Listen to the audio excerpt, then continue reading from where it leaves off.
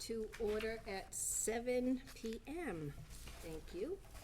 I have several items in my docket this evening.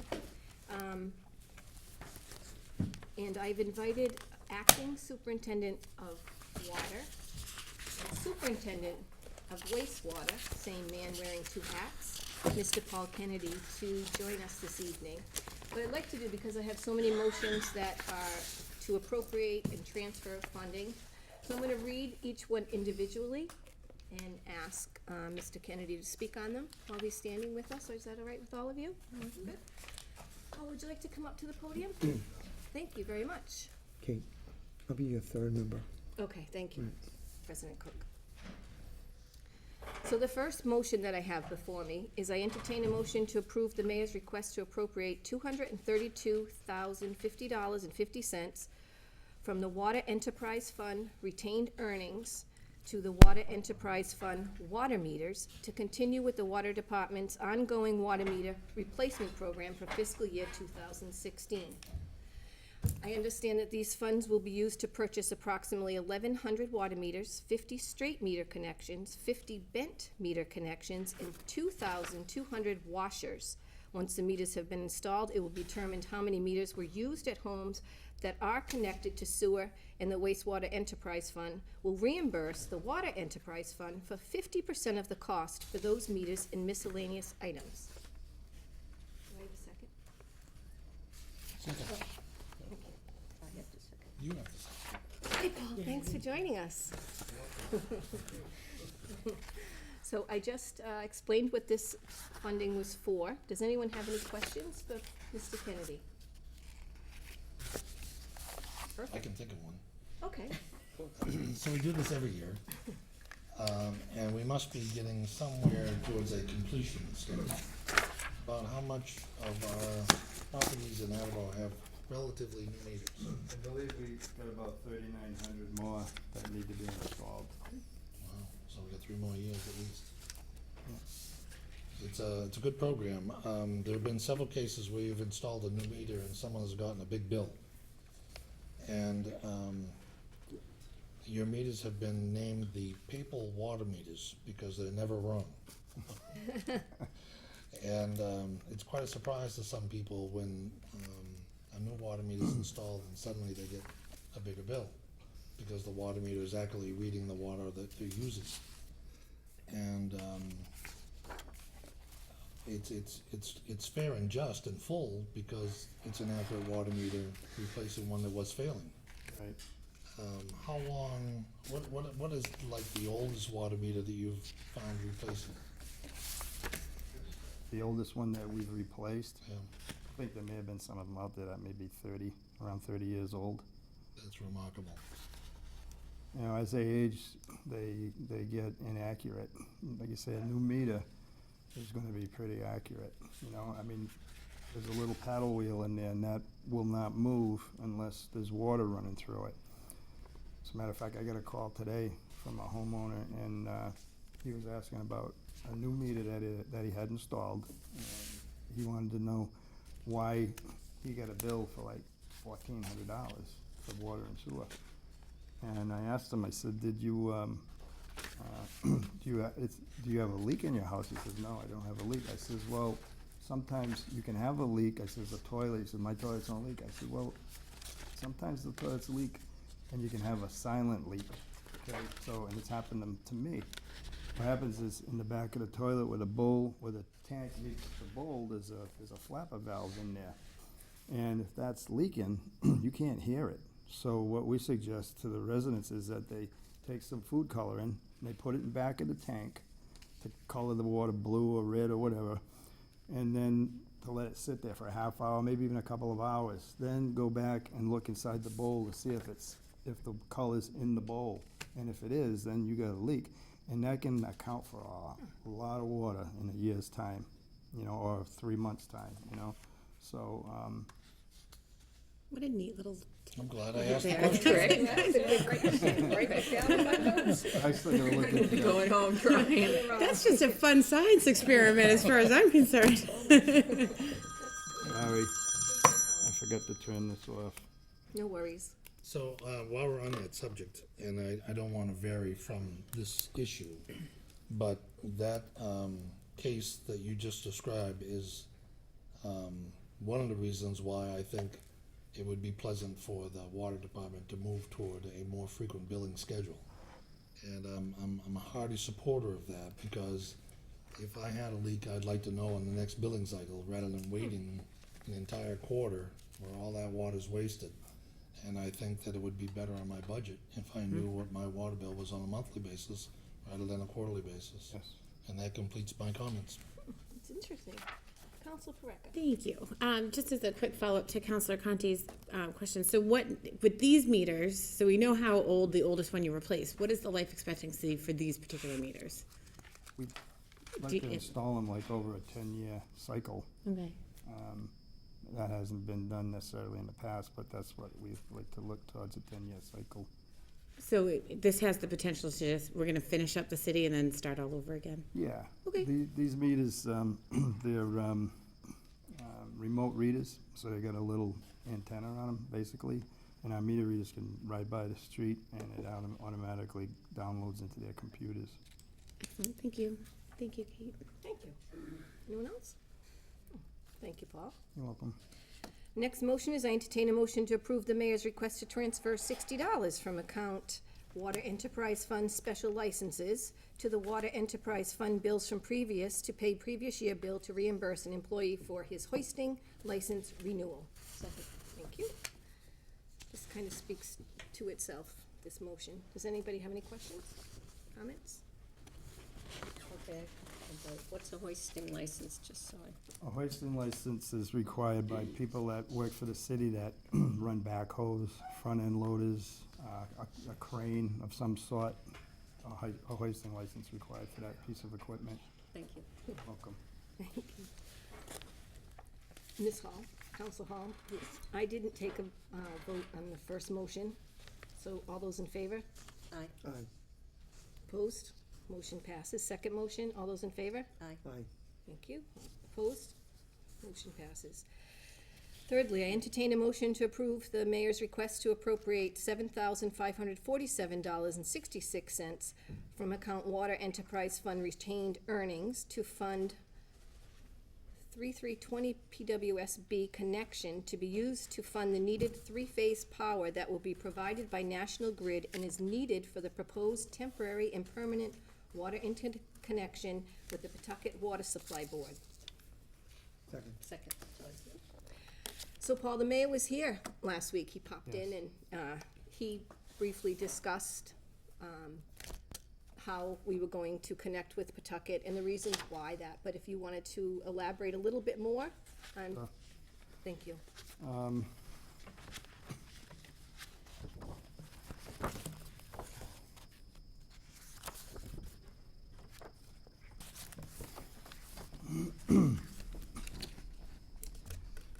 I know that the mayor was here last week, and he brought up some key points with the council regarding the Pawtucket Water interconnection with Attleboro. The interconnection idea came about during the 2015 summer and fall drought that we experienced. The water department knew of a connection point between Pawtucket and Attleboro that was installed on Turner Street in 1989, which was never connected or had an agreement in place. And this was, we brought this to the mayor's attention. In October or November 2015, we started looking at our reservoir capacities as to how long we could go without rain and still have water in our reservoirs. Our findings were pretty shocking that if the drought had persisted, Attleboro would have been out of water by mid to late January 2016. Our Hoppin Hill Reservoir was used up and empty. Our Manchester Reservoir was getting dangerously low. You could visibly see just by driving your car down Route 95 that the little islands in Manchester Reservoir were exposed. Most people don't give a second thought to water because it's always been there. Taps always run, we drink it, we bathe in it, water our gardens. It's used for firefighting purposes, flushing toilets, wash our cars, fill our pools. Whenever or wherever we need it, it's always been there. But what if it wasn't there? What would that mean to the city, our consumers, our industries? Right now, the cost of water is a bargain. For $4.47, you could purchase 100 cubic feet of water, which equals 748 gallons of water for just $4.47. To purchase 2 to 3 quarts or liters of Poland Springs water would cost about the same price. So we're getting 748 gallons for the same price. We enjoy water right now at a bargain price, and it's in abundance most of the time. This year we had a drought. Someday that may not be so. Someday water is going to be a commodity.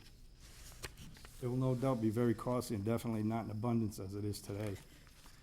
California's experiencing that now. They're pumping so much water out of the aquifer that the ground is actually sinking.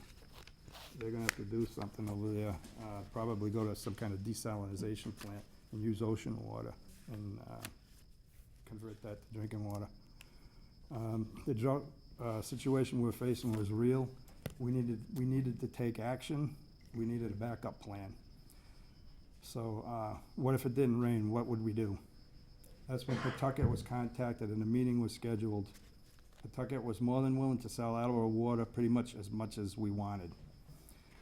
The Pawtucket water plant uses less than half their capacity at 25 million gallons a day. Their daily use is between 11 and 12 million gallons a day, so they have plenty of water. Just the Diamond Hill Reservoir alone holds over 5 billion gallons. So what do we do to make this happen? Several conversations have taken place between Pawtucket, Attleboro, our consultants, and the DEP to discuss water quality issues and compatibility between both communities' water supplies. Physically, what has to happen is Attleboro needs to purchase 2 booster pumps within an enclosure with all the necessary equipment, piping, flow meters, heat, HVAC system, etc., which would be located on city-owned land on Turner Street. The reason for the booster pumps is to overcome the water main pressures in the Attleboro mains because Pawtucket's pressure is lower than Attleboro's pressure. So Pawtucket water must be pumped into the Attleboro distribution system at a greater pressure than what is leaving the Pawtucket water treatment plant. This additional water supply doesn't mean that Attleboro will never have a water band again. It doesn't mean that Lake Miramichi will ever not be lowered again. But what it does mean is that Attleboro will have an additional water source during emergency situations such as we experienced this year during this drought. Or during a possible contamination situation, which could happen, or even dam failures. The connection would not be used just to purchase water when we wanted it, although that's a possibility, that possibility would exist, but rather to purchase water when the Attleboro's water supply is being threatened. That's the main focus of this connection. So also in the future, at some point, Attleboro would also be looking to upgrade the 10-inch water main on Turner Street to a 16-inch water main. That'll run down Washington Street to Orr Street to increase the capacity of the water main on Turner Street from 2 million gallons to a 4 million gallon flow, if additional gallons were needed by Attleboro. So that's pretty much, a synopsis of why we need this. It's very important that we get this and have this backup. Back in 2006, we were getting pretty low also. This year, it was really getting to the point where we were getting worried. And if we didn't have any rain, we need to do something. So this, going forward in the future is gonna be a great, asset to us to have an additional water supply. And if we do need to use it, Paul, excuse me, so we'll filter it so it'll taste just like our water, because I'm not too keen about Pawtucket water. Well- The flavor of it, but, Pawtucket, they treat their water and be pumped into our distribution system. Pawtucket has made great strides in their water, cleaning up their water. Years ago, they had a lot of problems. They had some bacteria problems in their water, but in the last 10 years or so, Pawtucket has either changed or relined 95% of the water lines in the city. So the Pawtucket water today is much better water, quality of water than it was 10 years ago. it's good to know, It's pretty much equal to Attleboro's water. good to know. Any questions? Council Hall? I do, thank you. You use the word threatened as a name, sort of, and I'm gonna say this as your, point, that you are gonna use the water. Have you defined a set of criteria that will define what threatened means? I mean, you don't, if you haven't, that's okay, but I would suggest that probably there should be some criteria that's set that will designate what threatened is. Otherwise, you know, I mean, threatened could mean we're getting a lot of pressure because people want to water their lawns and we don't Yeah. want to take the heat. Right. I mean, so I think that resources need to be very, very carefully used. And that, you know, I get what you're saying about threatened, but I would say there probably needs to be a pretty, you know, good definition and a set of criteria what that means. Sure, okay. That's my opinion. Council Cooper? Paul, I know we resurrected the contract from 1989 and revisited it and discussed, perhaps updated it with the city of Pawtucket. You know, will we, if we needed their water supply, do we have to ask and then wait for a period of time for them to grant permission? How does the ask happen, and how quickly could we access the water supply if we had a substantial water line break, or you know, we had a dam failure, as you mentioned? You know, how quickly could we access the water if we needed it? What, in the contract, it's required that we give them a 24-hour notice. And as long as they have the water to supply us, then they would supply Attleboro with the water. Thank you. Good to know, thank you. It's nice and quick. That's a real emergency. Yeah, Yeah. yeah. Any other questions? Council? Is it possible, I noticed that you had kind of a sheet that you were working off of tonight, if perhaps we could have a copy of that and maybe a copy of the contract? Sure. I got, Just have that as part of our backup documentation with regards to Okay. this, that'd be great. sure, I can, I've got some copies, some extra copies here if you want me to leave some tonight. You can leave them with All right. Ken, if that's okay, That's sorry. great. That's quite all right. I'll make more That'd copies be of great. Thank you. this. Any other questions on this motion? No? All those in favor? Aye. Thank you. Opposed? Motion passes. Fourthly, I entertain a motion to approve the mayor's request to appropriate $15,000 from the Water Enterprise Fund retained earnings to account Water Enterprise Fund PWSB, Intergov, to fund the newly assigned account number for the Pawtucket Water Supply Board agreement for the expenses associated with the purchase of water from Pawtucket and for the connection fee.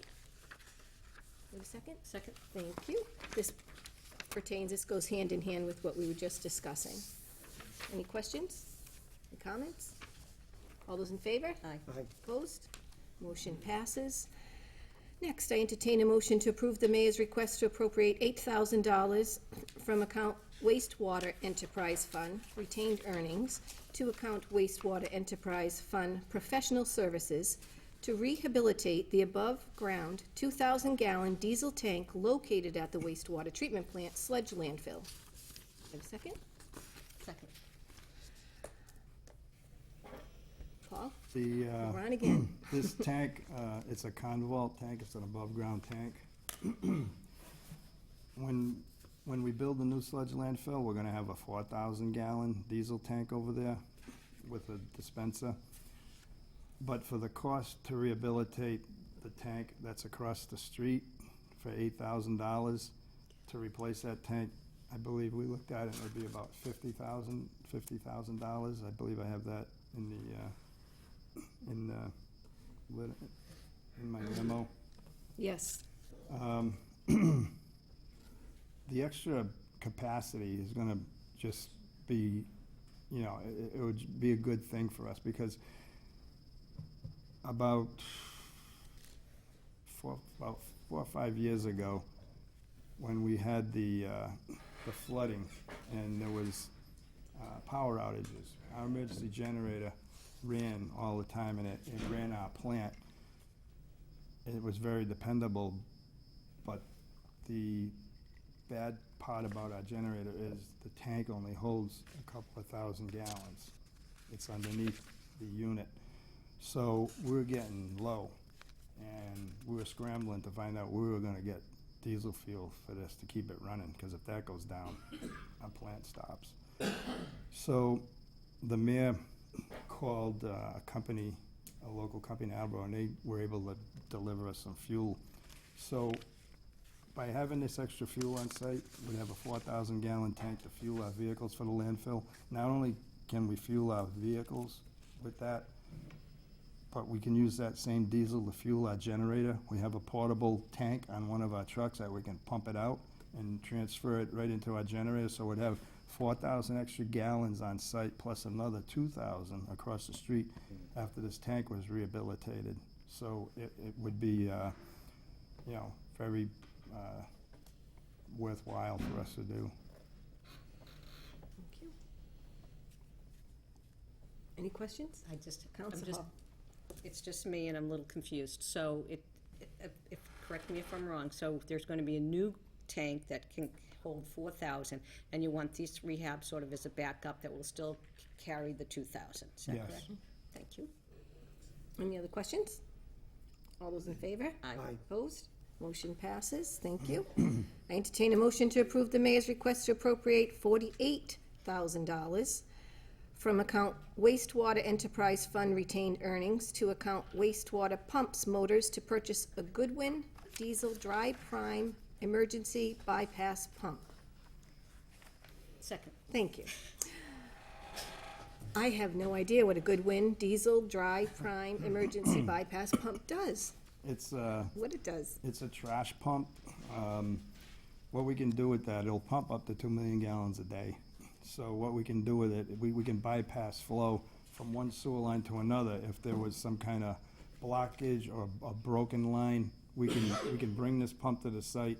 We can set it up. Right now, we have 2 hydraulic Godwin pumps like that, and we can bring these pumps to bypass our lift stations. For example, Rutledge Drive Lift Station, it's a very busy station. It takes in a lot of South Attleboro, and there's a small well there that fills up very quickly.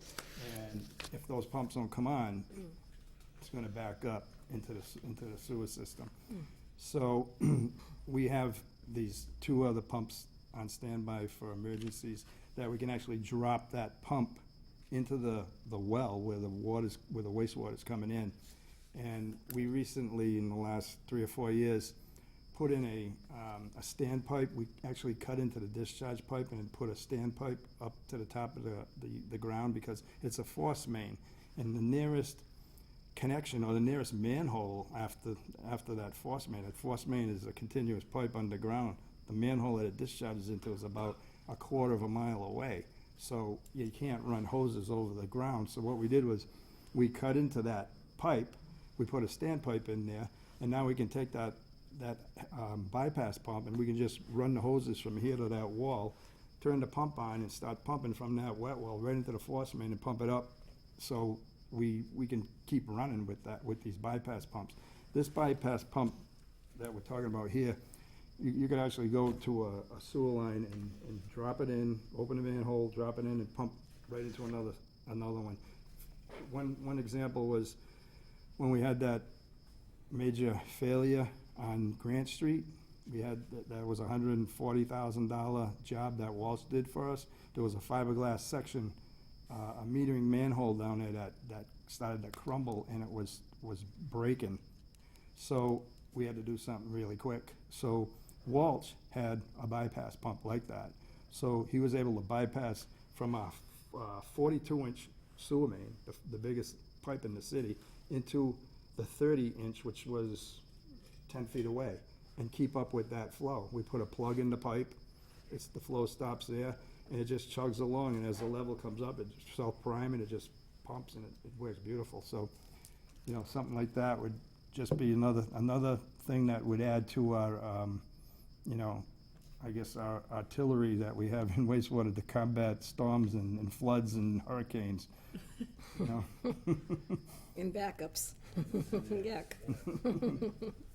Any questions or comments? All those in favor? Aye. Opposed? Motion passes.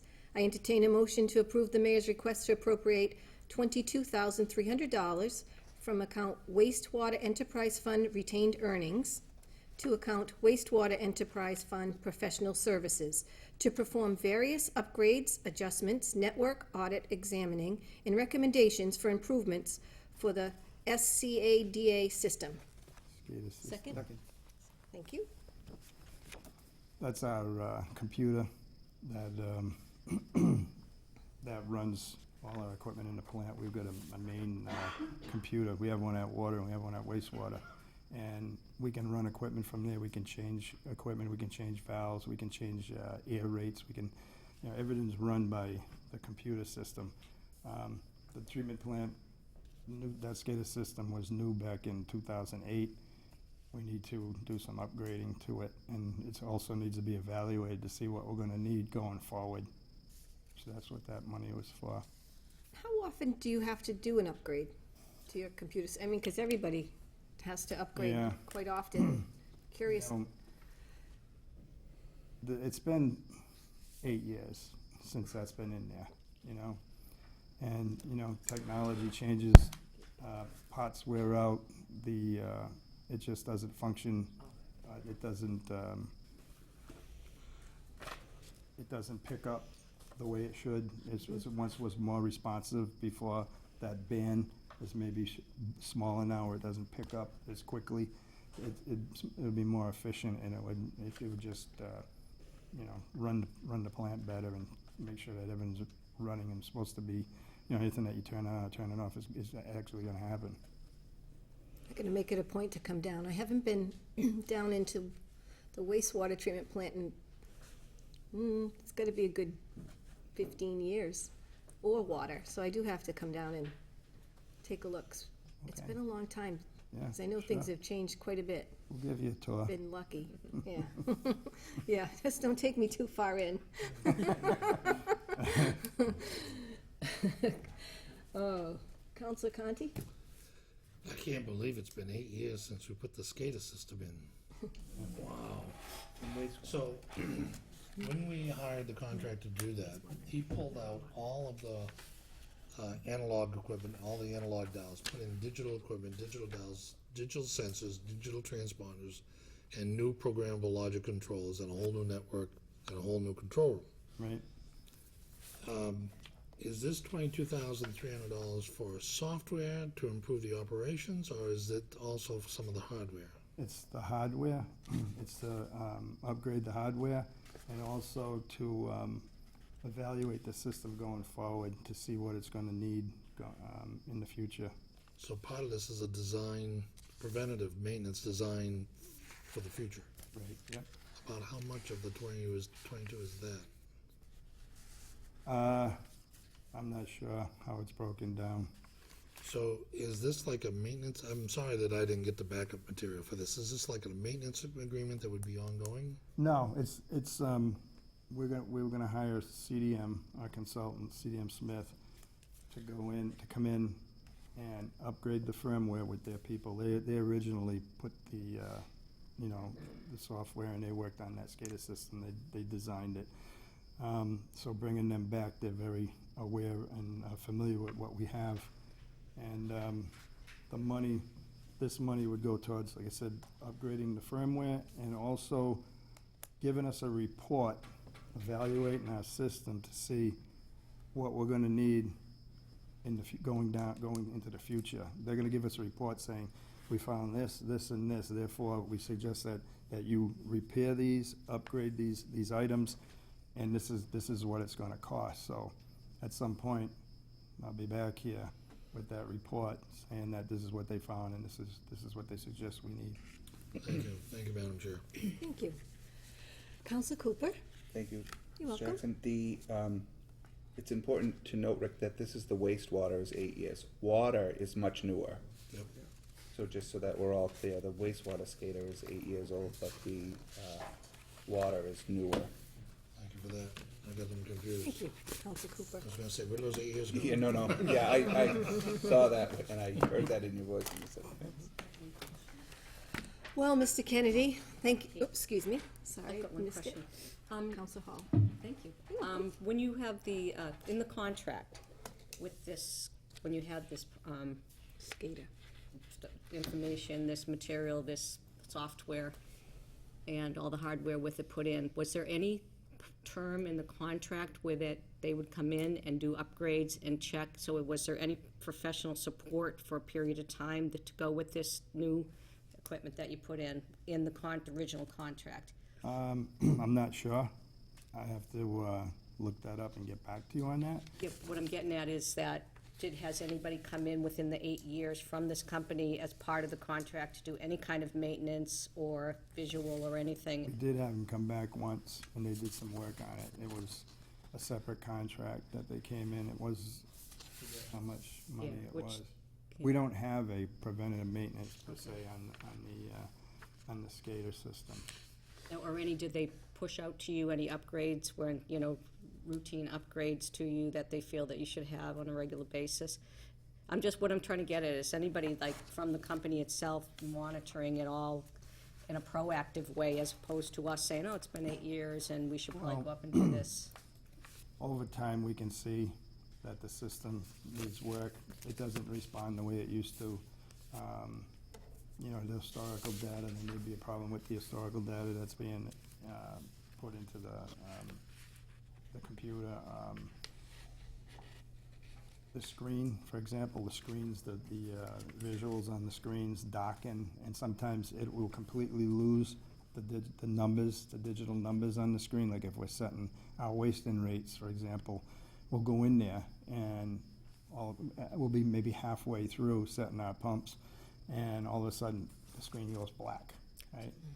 And then we have to wait, and it'll come back after a while, and then we can finish it, you know, so it's things like that that have to be looked at. So the question, I guess, is should we?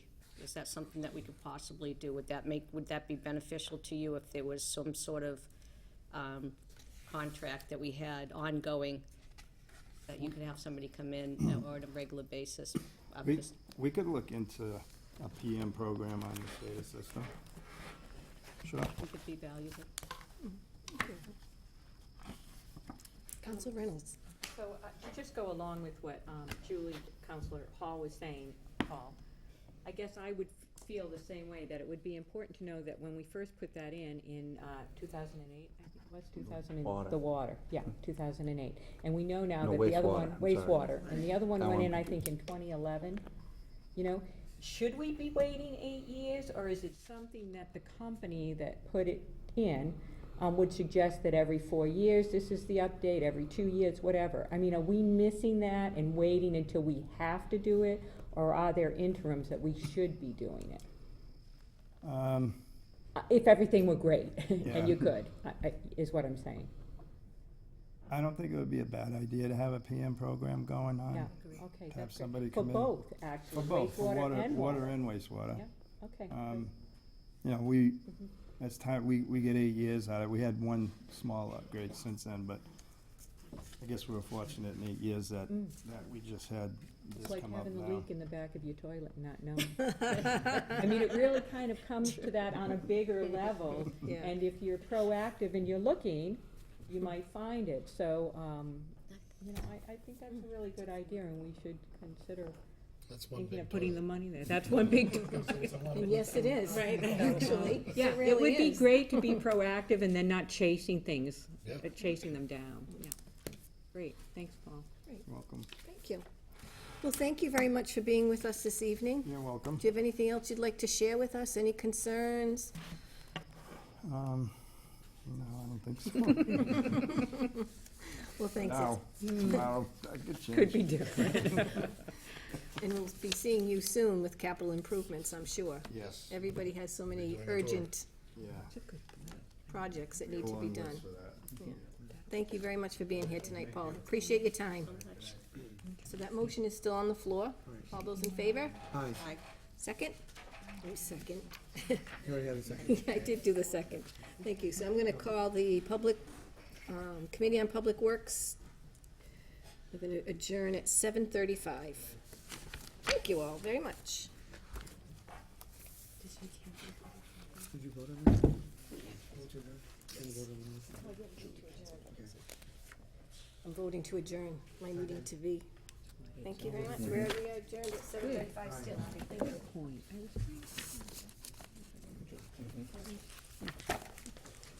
All right, good evening, everyone. I would like to call to order ordinances, elections, legislative matters at 7:36.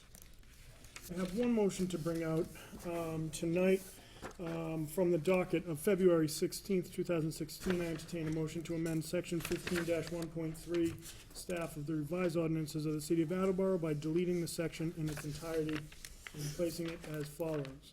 The mayor, upon recommendation of the police chief and subject to appropriations, may employ no more than 1 deputy chief, 3 captains of police, 5 lieutenants of police, 11 sergeants of police, 70 police patrolmen, and such detention attendants, reserve officers, auxiliary officers, special officers, clerks, dispatchers, and building custodians as the mayor, subject to the approval of the municipal council, may from time to time determine. Second. Thank you, Councilor Denley. Just want to note as well that City Solicitor Robert Mangiarotti reviewed the changes and approved them to form. The public hearing was held last week and was closed last week. I do want to thank Chief Hegney for coming down. I thought it was pretty powerful with the support of the number of officers that he had to really take this ordinance so we can ensure that our officers have the appropriate level of supervision on the street, as well as it's going to start to decrease the level of burnout, which is gonna help really keep the officers safe.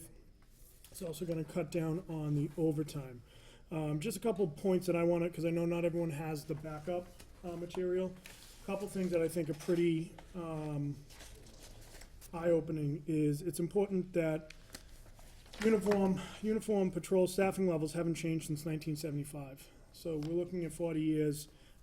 And that's when the city introduced the rank of lieutenant, thus increasing supervision by having 2 supervisors on duty per shift, even though at that time the positions weren't backfilled. So this has been a long time coming. So I don't know if anyone has any other questions or concerns on this. It's not necessarily, I think this is a great opportunity for the APD. And I believe he said that it will save a ridiculous amount of money in overtime by expending an extra like $14,000. $14,000, it's gonna. So that's like a mathematical no-brainer when we're looking at $1.5 million overtime budget. So that he had me at 14 grand. So that was number one. And we are staffed, our police force is staffed at the minimum set by the ordinance. Right. But that's almost misleading because we have individuals that are deployed, we have people out on medical, so there are gaps. So this is a really great way to try and fill up those gaps until we can get some new hires in. So I'm very much in support of this. Thank you, and I agree. I think this motion is really ensuring that we have the right people in the right place at the right time to continue to keep that level of protection that the residents of Attleboro have come to see. Come to expect. I believe when you're looking at it, calendar year 2015, we looked at $310,000 in overtime. So, I mean, we're gonna be cutting that down dramatically, so, excellent. Well, seeing no other questions or concerns, all those in favor? Aye. Opposed? Oh, Mr. Cook left. All right, before I move to adjourn, I do have quite a few things in committee. I will probably be looking for, at some point in the next couple of weeks, certainly before middle of April, be calling for a special committee meeting, because I want to get a lot of this out, but I want to give it the right attention that it deserves as well. So just want to put that on your radar. Cool. Thank you, sir. All right, I would entertain a motion to adjourn. Second. All those in favor? Aye. We were adjourned at 7:40. 7:40. You 7:40. know you're from up north got when you say 7:40, 40. I like that. Okay, I would like to open the Committee on Zoning and Land Use and call it to order at 7:40, or 7:40, excuse me, 7:40. We having a seizure? Okay.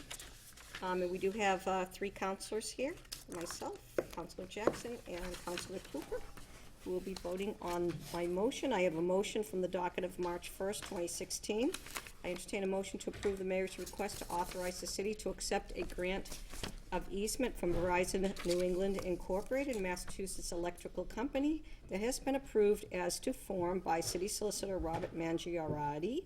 This easement is needed to provide telephone electrical services to the newly built Department of Public Works Highway Division facility at 101 Lamb Street, so that when we go to visit it, we will have lights so we can see things, which would be great. Second. Okay. Any discussion? I think this is pretty self-explanatory. We need to get electricity down there. Okay, seeing there are no, any questions? I'm sorry. Okay, seeing that there are no questions, all in favor? Aye. Any nays? No. Okay. Motion passes.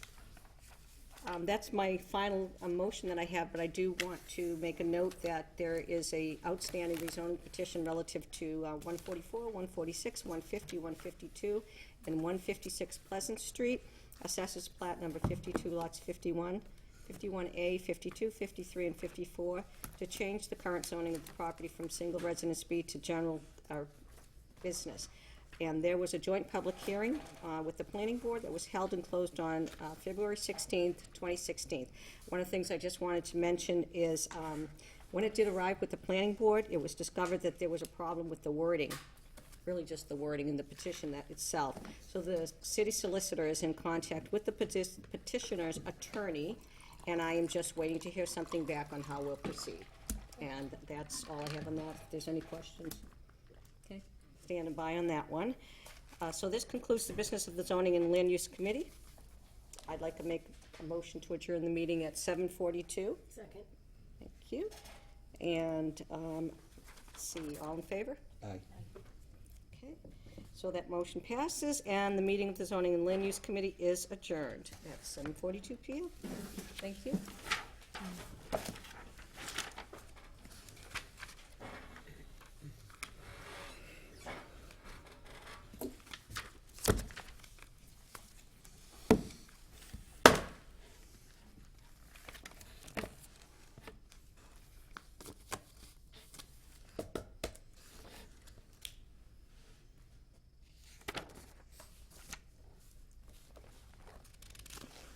I'd like to call the Committee on Capital Improvements and City Development to order at 7:43. Sitting on this committee is Councilor Cooper and Councilor Reynolds, and all the other councilors are encouraged to participate. I've got a few announcements, and I want to bring you up to speed on what's been going on. The Capital Improvements Committee has scheduled a public hearing for April 5th for the administration's proposed program for 2016 Community Development Block Grants and the action plan. After that public hearing, we'll be voting on the action plan, which Mr. Reagan has to submit to the United States Department of Housing and Urban Development on or before May 15th. The Capital Improvements Committee will also have a public hearing on Tuesday, April 19th for the city's capital improvement program for fiscal year 2017 through 2021. I have been on the phone with several of the department heads to arrange tours of the capital improvement projects, and plans are being made for both April and May, because as you heard from Department Head Kennedy, he's developed quite a list. So we have a lot of things to see, and they're not nearby. So I got a feeling we're gonna lose a day just in the water department. And then, that's gonna push us into May. I'm sorry, but there's a lot to see in the city. The council, I'm inviting you again, this Saturday, February 27th at 9:00 a.m. at 100 Lamb Street for a tour of the DPW maintenance facility, followed by a tour of the water department maintenance facility. And I'd like to bring you up to speed on the activities of the Municipal Building Commission and the School Building Commission, which has really been quite exciting. The Municipal Building Commission has simply approved a lot of the final items for both the DPW storage and maintenance facility and the DPW salt and sand sheds and the water storage and maintenance facility and the last bill for the animal shelter and for the Oak Hill tank rehabilitation and the sludge landfill phase. See how much is going on? There's quite a bit going on in the Municipal Building Commission. But it's the School Building Commission that has really been very, very active. The School Building Commission last month published a RFS on the city's website for firms to bid on the $1.3 million feasibility study. They were fortunate that 11 firms, if you'd like to look at some of these, they're really quite interesting. 11 firms responded to the projects, and you can pass these around because there are ones for everybody if you'd like to take a look at them. And at the last School Building Commission meeting, each one of these plans were read by all the School Building Committee members and were evaluated on a tally sheet. So the tally sheet was looking at these companies in terms of relevant experience, knowledge of the codes and procurement and sustainability, knowledge of the project understanding and the approach, knowledge of the who the project team was going to be, and the commitments and the availability of the staff, and the firm qualifications and the capacity. So each one of those were put on a points rating system, and each one of these firms was evaluated along that system, and they went from 11 firms down to 3. The 3 firms that will be, that were selected will be appearing before the School Building Commission tomorrow night for interviews. So, the meeting will interview the 3, and following the meeting, they will vote on the person who will be awarded this contract. It is amazing the differences between, they all reported their specifications based on a municipal school building administrations, and you wouldn't believe the diversity among the proposals. It really was a very educational experience for me, even though many of the school building commissions have been through this several times in the past. I found it to be quite interesting. And that concludes the business of the Capital Improvements City Development meeting. I'll entertain a motion to, unless you have any questions. Seeing none, entertaining a motion to adjourn at 7:48. Second. All in favor? Aye. I declare the Capital Improvement City Development meeting adjourned at 7:48. Thank you for your cooperation.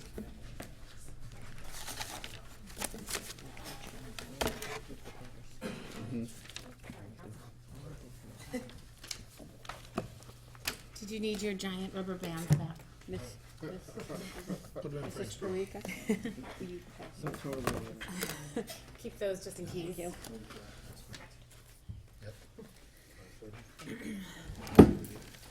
All right. I call the committee meeting for transportation and traffic to order at 7:48. As a pleasant reminder, my committee members are Ms. Reynolds and Vice President Denley. I have a couple of updates, a couple of things to strike. Let's see. A couple of comments. So, perhaps I'll save that for last. So, from the docket of March 1st, 2016, for study and recommendation that section 10-4.1 isolated stop signs of the revised ordinances of the city of Attleboro. Excuse me, if I could just start over again. From the docket of February 16th, 2016, I entertain a motion to strike the following item from the docket of February 16th, 2016.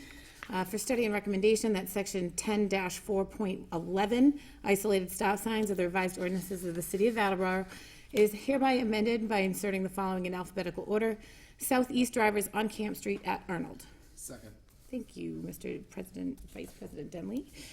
I'll just write that. As I have mentioned before, in this particular piece of business, Camp Street and Arnold Street don't intersect. The Traffic Study Commission will be striking this off of their docket, but because they don't actually touch, we can't have it. So, any questions, concerns? All those in favor? Aye. Not you. I said aye. Motion, opposed, motion passes. I know it's the second time tonight.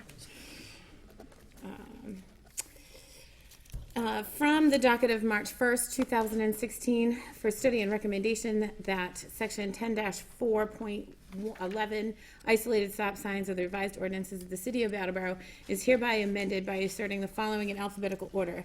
Northwest drivers on Baker Street at Camp Street. Second. Thank you. I am going to make a motion to amend this on the floor. Baker and Camp Street also don't touch. We discovered that last week during discussions. I did send out an email. If anyone has any questions or concerns, I did speak with Stephanie in the planning department. So I would like to make a motion to amend this as a friendly amendment on the floor to daily at Camp Street. I'd second that. All those in favor? Aye. Aye. Okay, so now it's daily at camp, so I'll move that along to the Traffic Study Commission for that. From the docket of December 22nd, 2015, I entertain a motion to strike the following item from the docket of December 22nd, 2015. For study and recommendation, parking on Ellendale Road. Second. Thank you. Through investigation, this was business that was brought in by Councilor Cooper. This parking situation has been resolved at this time. There was a neighborhood conversation with the business owner at the corner. There's a dentist office down there. They had a dumpster in the parking lot while they were doing some slight renovations. So people were parking on the street. The dumpster is gone. No one's parking out there. It doesn't seem to have a problem. I did ask Gary Orasian just to cover all of our bases, whether or not there was any special conditions to their permit or anything like that. And there was nothing in there with regards to parking. They can, if there's a lot of overflow on a Saturday morning, they have the ability to park on the street. If it becomes necessary, if we get a phone call again, they can put in the sign that says no parking here to corner, because that doesn't currently exist. But the neighbors that I've spoken with down there and the original complainant sees no reason to follow that through. All right, all those in favor? Aye. I make a motion, sorry. All those in favor? The motion passes, thank you very much. So last week's full committee meeting with regards to traffic and transportation went a little crazy. There were some questions, comments, and concerns until we were abruptly stopped from being able to actually discuss it any longer. Perhaps I did get a copy. The state of Massachusetts follows Mass Highway as the enforcement agent for the warrant for stop signs. So that's who, there may have been other communities where they follow the federal government, but similarly, like where the state of Massachusetts makes a law and local municipalities can make it a little tougher, that's what the state of Massachusetts has done. So if anyone I did forward this to all of you, so if anyone needs a hard copy, I can get that for you.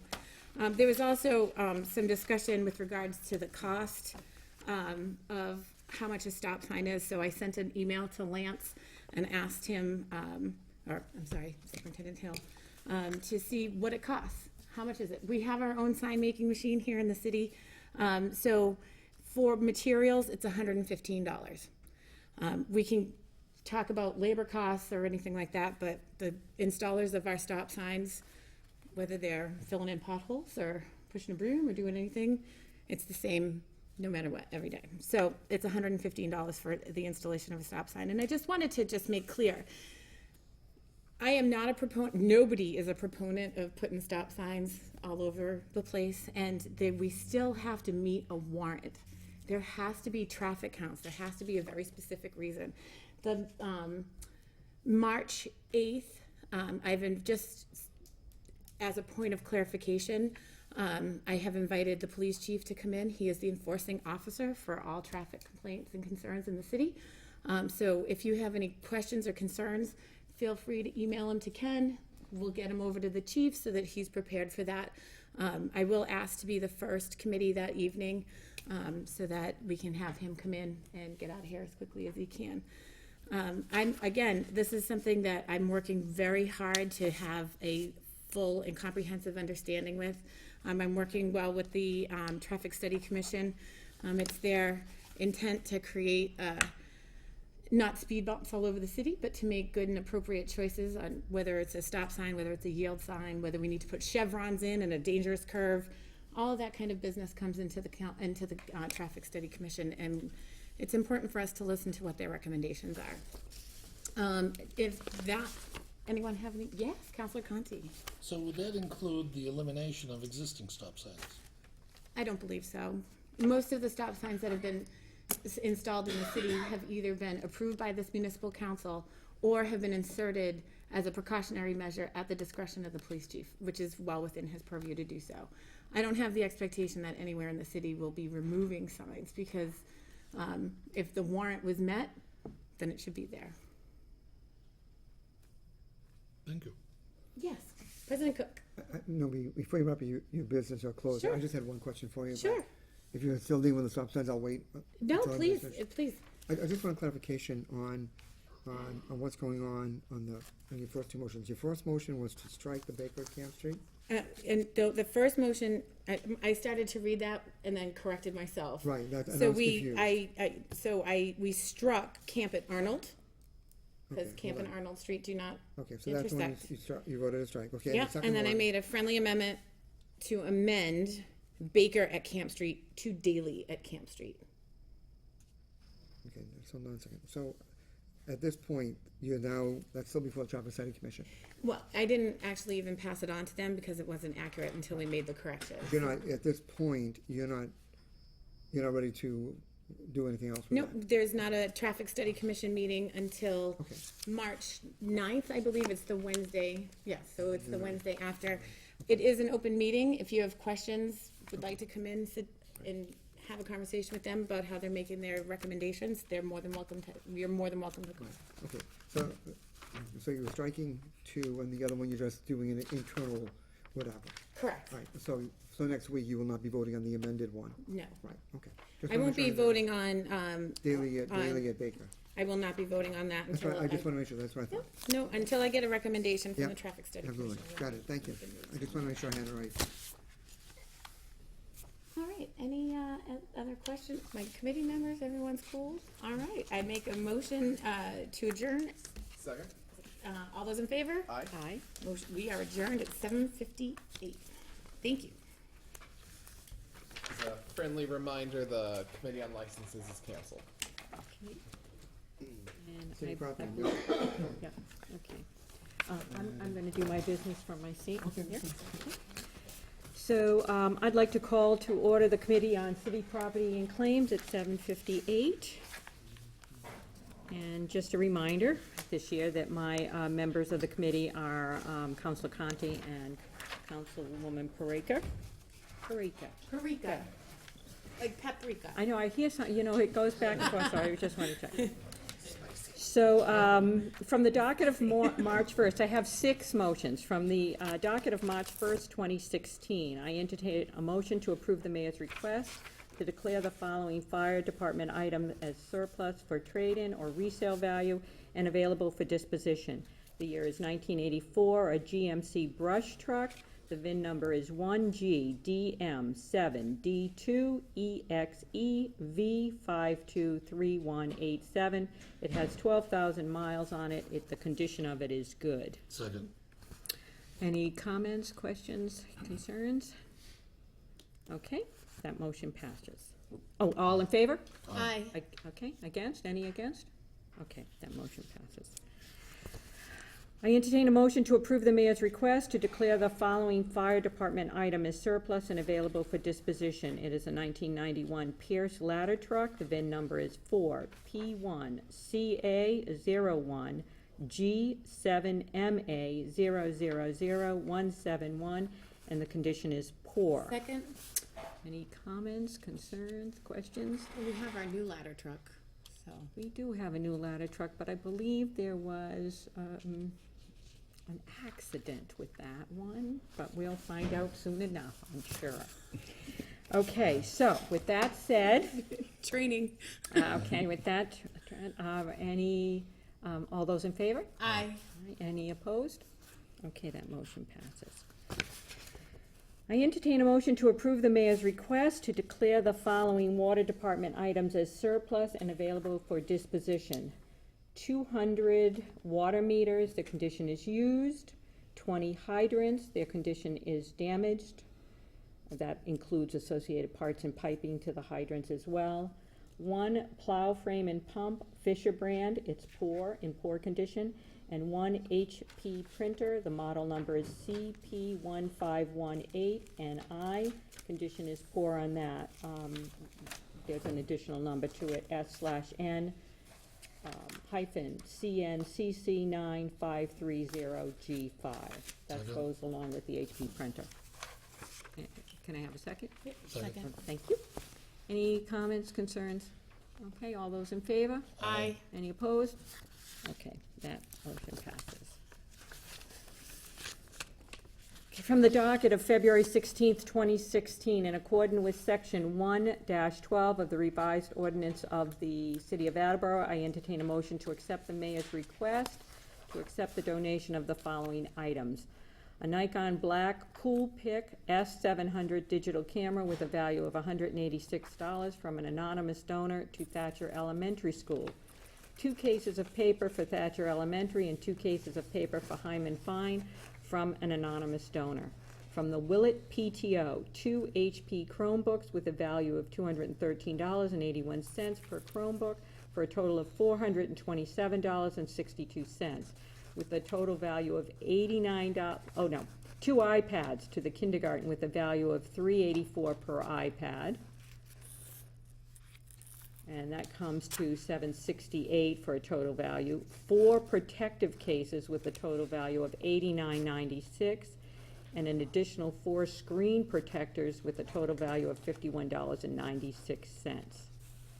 2 iPads to the Insights program, $384 per iPad, a value totaled of $768 from Northeast Behavioral Services to the Willett Elementary School.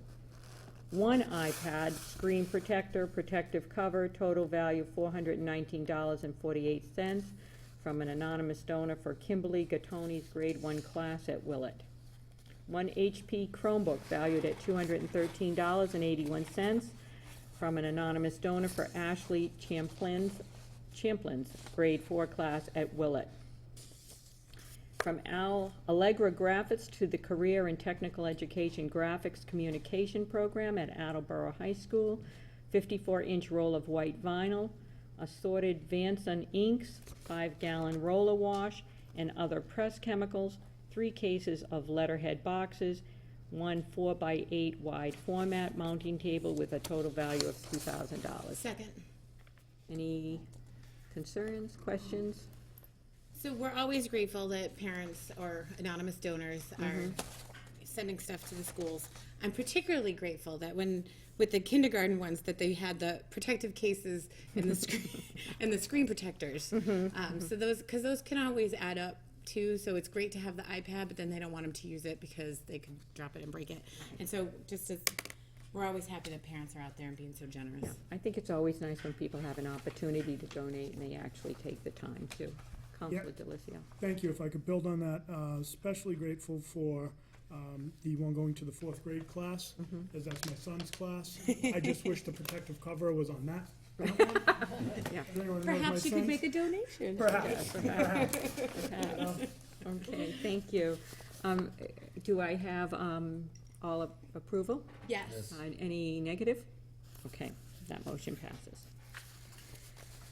I entertain a motion to approve the mayor's request to transfer $2,000 from account 112410005783000 Citywide Reserve Fund for transfer to account 112410005240011 Citywide Maintenance of Buildings to replenish the maintenance of buildings account to make additional repairs to city buildings for the remainder of the fiscal year 2016.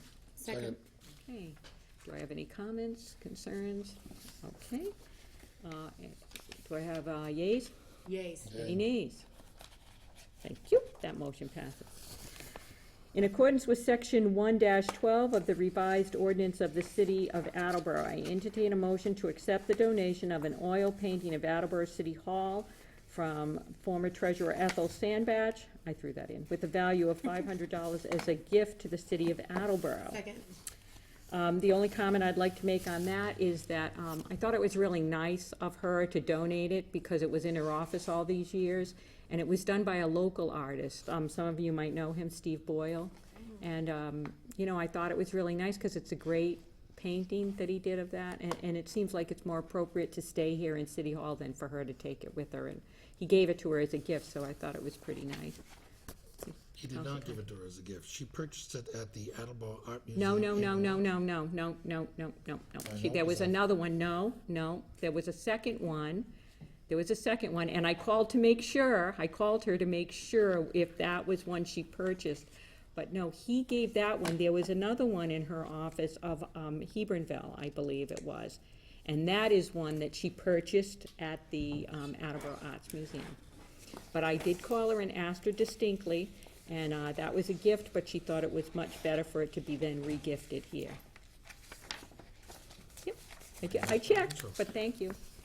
Either way, it's nice. It was kind of her to do that, and I think it's a nice gesture for the artist, Steve Boyle, as well, because it stays here where a lot of people can enjoy it. Okay, any other comments, questions? Okay. Yays. Yay? Any nays? Okay, that motion passes too. And that is it. That clears up the docket for the Committee on City Property and Claims, and I would like to adjourn at 8:07. Second. I No problem. Okay, 8:07. Oh, that's fine. Second. Mr. Cooper, Thank you. I apologize, I'll be right back.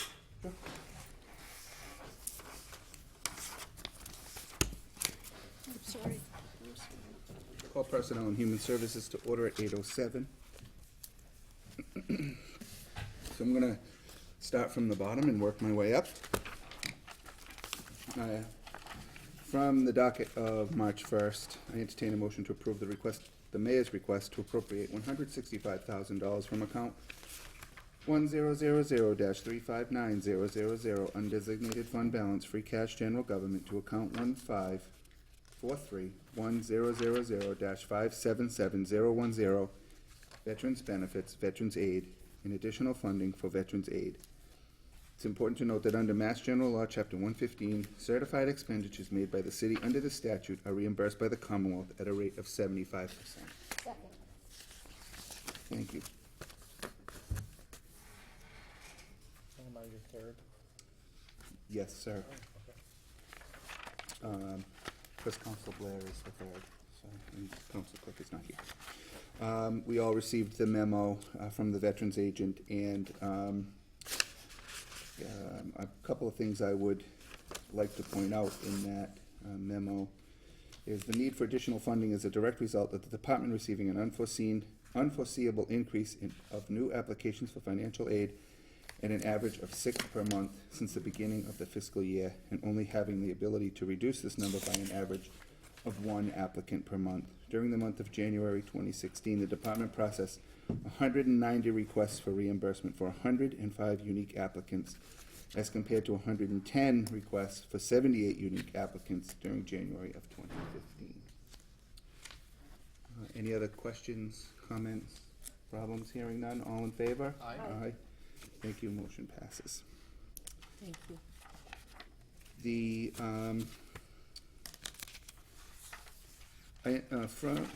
from the docket of March 1st, 2016, I entertain a motion to confirm the following reappointments to positions and for terms as indicated. Stanley Nasowitz, Chief Assessor, 3 years, February 2019. Madeline McNeely, Council on Aging Director, 3 years, February 2019. Randall Vincent, Alternate Inspector of Wiring, 1 year, February 2017. Stephen Nunes, Assistant Inspector of Gas Piping and Gas Appliances, 3 years, February 2019. Laban O'Brien, Assistant Inspector of Wiring, 1 year, February 2017. Robert Mangiarati, City Solicitor, 1 year, February 2017. Dorothy Brissett, Community Development Director, 2 years, February 2018. Ken, I'm gonna butcher his name, I apologize. Badicher, right?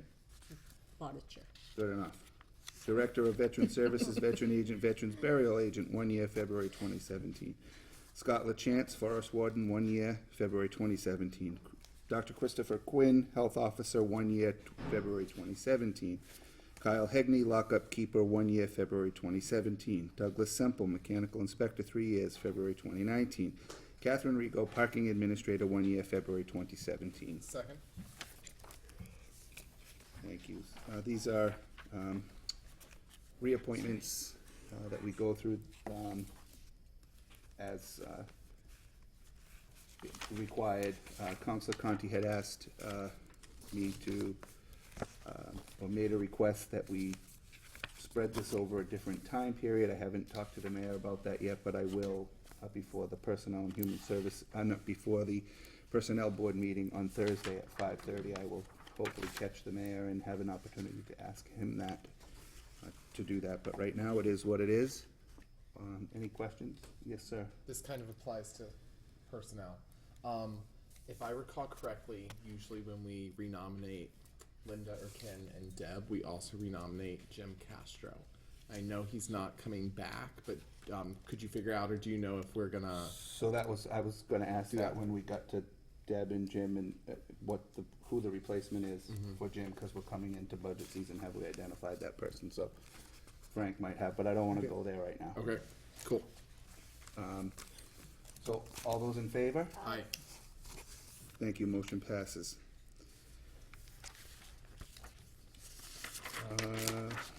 From the docket of March 1st, 2016, I entertain a motion to confirm the following reappointments to positions and for terms as indicated.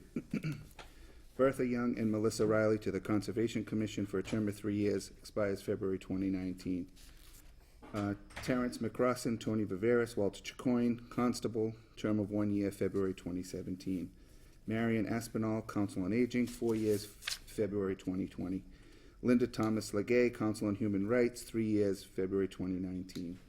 John Cardy, Catherine Christensen, Diane Mangiarati, and Victor Bonneville to Library Trustees, term of 3 years, February 2019. Sean Moran, Municipal Building Commission, 3 years, February 2019. Hans Schaefer, Park Commission, 5 years, February 2021. Paul Denacey and Ann Duffy to the Personnel Board, term of 3 years, February 2019.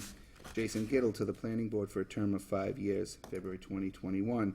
May Gowen, Police Commissioner, 3 years, February 2019. Bruce Ziegler and Dee Larkin to the Recreation Commission for a term of 3 years, February 2019. Richard Correa Sr. to the Redevelopment Authority for a term of 5 years, February 2021. Richard Oliver, Solid Waste Advisory Committee, 3 years, February 2019. Joseph Caponegro and Walter Raris, Traffic Study Commission, term of 3 years, February 2019. Charles Oliver, Trust Fund Commissioner, term of 3 years, February 2019. Phil Audette, Veterans Graves Officer, 1 year, February 2017. Keith Hutchings, Zoning Board of Appeals, 3 years, February 2019. And Sandra Varia, Zoning Board of Appeals Associate Member, 2 years, February 2018. Second. Again, my comments are the same as for the previous motion. These are reappointments, and I will ask Councilor Conti's request of the mayor at my next opportunity to see him. Any questions, comments, problems? Hearing none, all in favor? Aye. Motion passes, thank you. I entertain a motion from the docket of March 1st, 2016. I entertain a motion to re-elect Kenneth Owens, 14 Parent Street, to the position of Administrative Assistant of the Municipal Council, term to expire February 2018. Second? Thank you. Again, this is an appointment that we do every 2 years. And, I think we've, in the past, traditionally given lots of accolades to Linda, and I think the same would apply to what Ken has been able to do in terms of taking on a role from someone who had a tremendous amount of institutional knowledge and just knew where to put things because she put them there. And trying to figure out that system. I think Ken has done a remarkable job. He's certainly been very helpful to me. And taking on a new committee and trying to figure out what was where and when and how. So thank you to Ken for doing that, and I know that we all appreciate his hard work. Any other questions, comments? Robin? I just want to say, I agree with you wholeheartedly. I think he's been great and just very friendly and approachable and done a really great job there for the very short time that he's been there. And we all know how difficult it can be when you don't know all the makings that go on around the city. So he's had a lot to pick up on in a very short period of time. Yeah, agreed. And yeah. If we're doing it, I'm amazed at what Ken has been able to accomplish in such a small amount of time. This is a really very challenging position, and we are 11 very challenging people. Okay, so yes, all 11 of us are very challenging people. And to be able to manage those multiple personalities, and to know where things are and be the new admin, and the wealth of knowledge that he brings from the state, from his experience at the state level, I'm blown away by him on a regular basis, and he does a great job, and I'd be lost without him. So, thanks, Ken. I'm just going to suggest, because I think it's appropriate, we do bring other people in when we announce who they are. I think Well, there's a lot of people in the city that don't know who he is. Is that problematic? Actually, he was introduced. He was introduced to was the at city one when time? he, yeah, Okay. as I an must not have appointment. been here. Yeah. He Okay. hadn't been elected yet. I wasn't in yet, okay. So I just wanted to say that if he hadn't been seen by everybody, it would have been nice. But since he was, that's great. President Oh, thank you. No, I just wanted to say a few words on Ken's behalf. He is going to join us back in the late fall. Obviously, he had big shoes to fill. This is not an easy job, as was alluded to a few moments ago. And there's a lot of components to it, so it's more than just being, an admin assistant. And Ken has been working very hard. This is quite a challenging job, and he's doing very well. We're continuing to work together on certain parts of it. Also, Mr. Withers is also involved with having newly come on board. As I had mentioned back when, I think it was when Linda's retirement, the council president, the city clerk, and the council admin person need to work together very, very closely, and do work together very closely during the week in order to make the meetings run smoothly and make sure that everybody has what they need when they need it. So Ken is doing a very good job in there, and I'm glad to see him interested in continuing with us and not running away screaming after being here 3 or 4 months. And although he may have been tempted on occasion, but looking forward to continue his development and his work with us. Thank you. Thank you. All in favor? Aye. Aye, thank you, motion passes.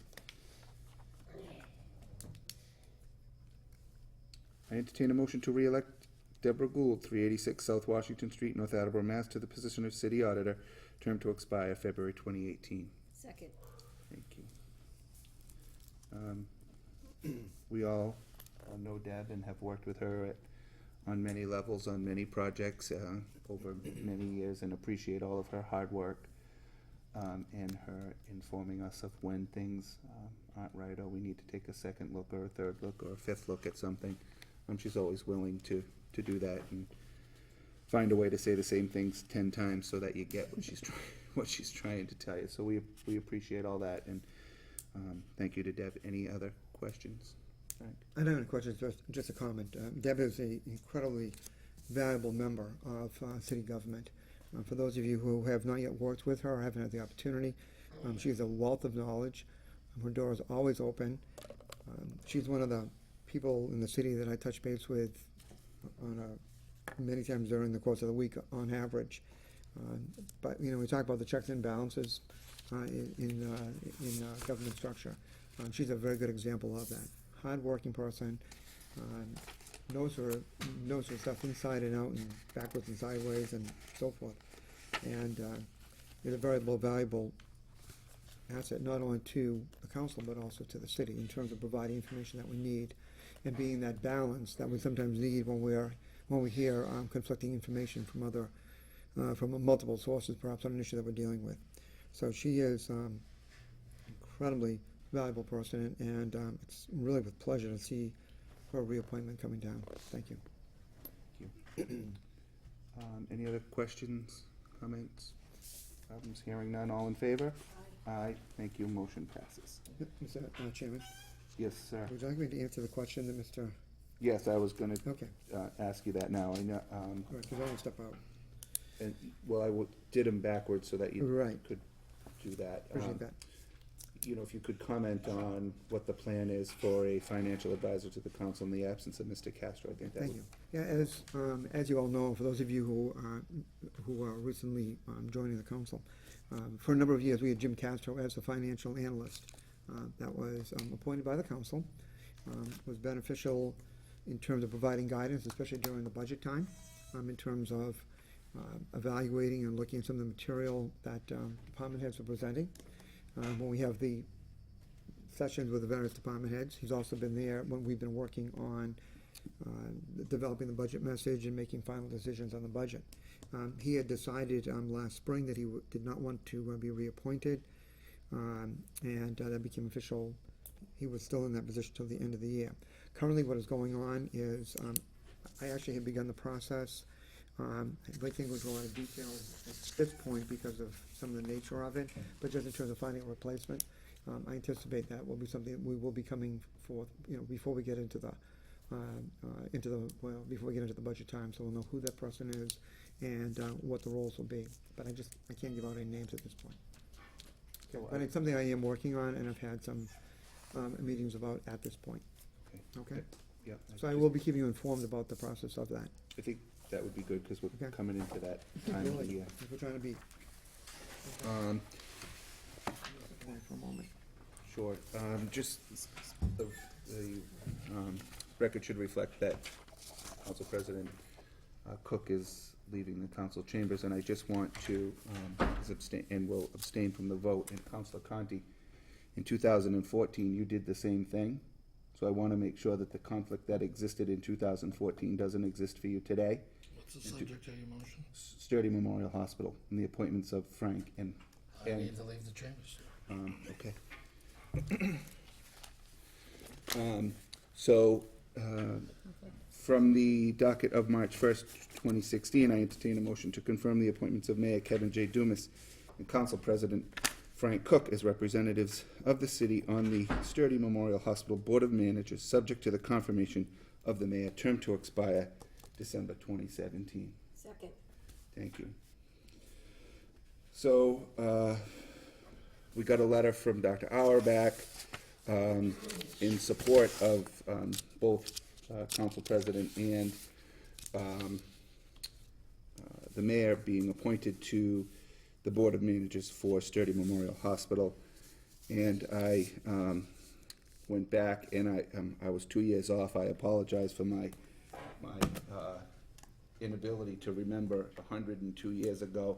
But nevertheless, for 102 years, it's been the council president and the mayor. And so, we don't need to recreate history, I don't think, for two critical positions when the president of the organization is saying, please do it. If Dr. Auerbach had a different recommendation of who he thought would be helpful to that board, on the board, he would have said that in his letter to us. He did not. So I am in full support and hope that the council will be too. I think in the spirit of full disclosure, it's no financial gain for me, for Frank and Council President Cook to be on the board. I am a per diem nursing supervisor at Sturdy and have been for several years. And, I think that these appointments are important, I think, and it's been successful. And so why, since 3/2/1915, Mayor Harold E. Sweet and Charles O. Sweet, which there's a building there, the Sweet Building, right? Were appointed to the Board of Managers of the Attleboro Hospital. So I really think that we've beat this to death. I'll save these minutes in the record, so 2 years from now, when Councilor Conti forgets that, he can go dig himself and find that we've been doing it for 100 years. So that concludes my comments. Any other comments, questions, or problems about the appointments to Sturdy Memorial? Hearing none, all in favor? Aye. Aye, thank you, motion passes. That concludes the business for Personnel and Human Services, but again, I will remind all of my colleagues that there is a Personnel Board meeting on Thursday at 5:30. I will attend. I think it's upstairs in the mayor's conference room, but I'm not sure, Kate, to be honest with you. 5:30? 5:30, yes. Anything else? Hearing none, I'd entertain a motion to adjourn. Second. Thank you, we are adjourned at 8:26.